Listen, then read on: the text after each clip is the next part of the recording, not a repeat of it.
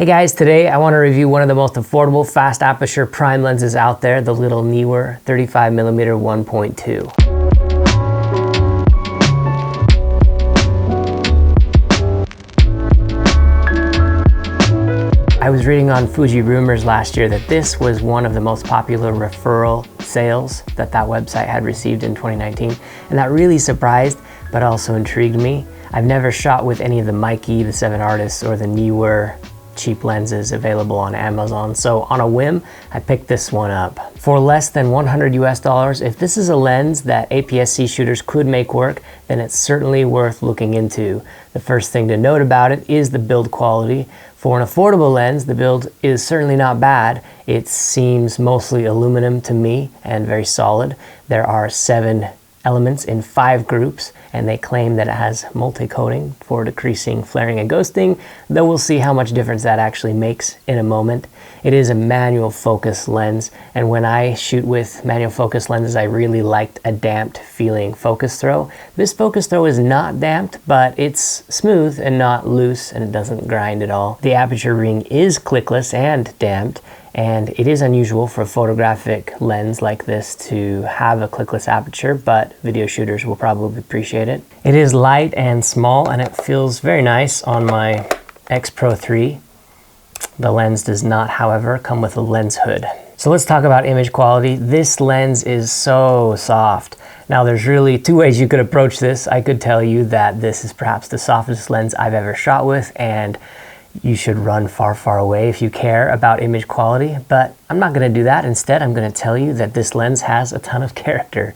It's very unique and extremely comparable to lower quality vintage glass, where you just can never really be sure what you're going to get.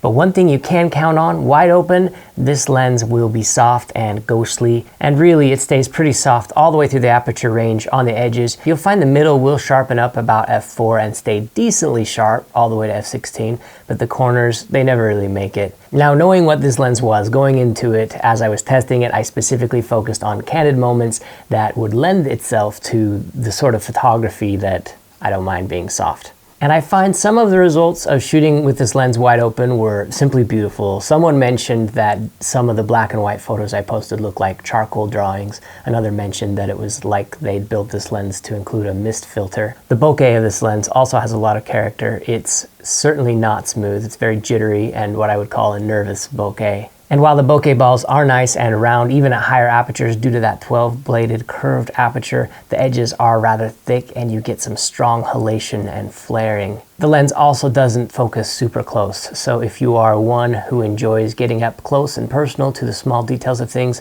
this also isn't going to satisfy your needs in that department. So it probably comes as no surprise, but this lens is probably not the lens for anyone who is after high precision and high image quality. I know every once in a while you do find an affordable lens that performs at the quality of precision optics brands, and lenses in this price range, though, it's you get a lot of sample variation. They're kind of all over the place, and it's possible to get lucky and get a good copy. But this is probably not one of those lenses that you're going to get lucky with. So who is it for? It's for anyone who appreciates the appeal of shooting with imperfect lenses.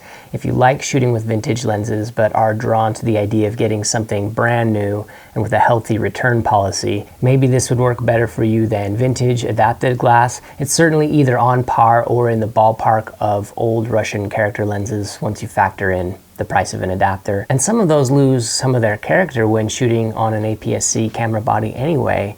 This could also be for lomographers, ICM photographers, or those who are interested in imparting a certain emotion rather than perfectly reproducing reality. And for me, this lens has been a lot of fun to shoot with, and one I will definitely shoot with again. So that's my really fast review of this small, elegant, not perfect, but full of character little lens. And I hope you enjoyed it. Thanks for watching. Remember to do some good with your cameras, and we'll talk to you again real soon.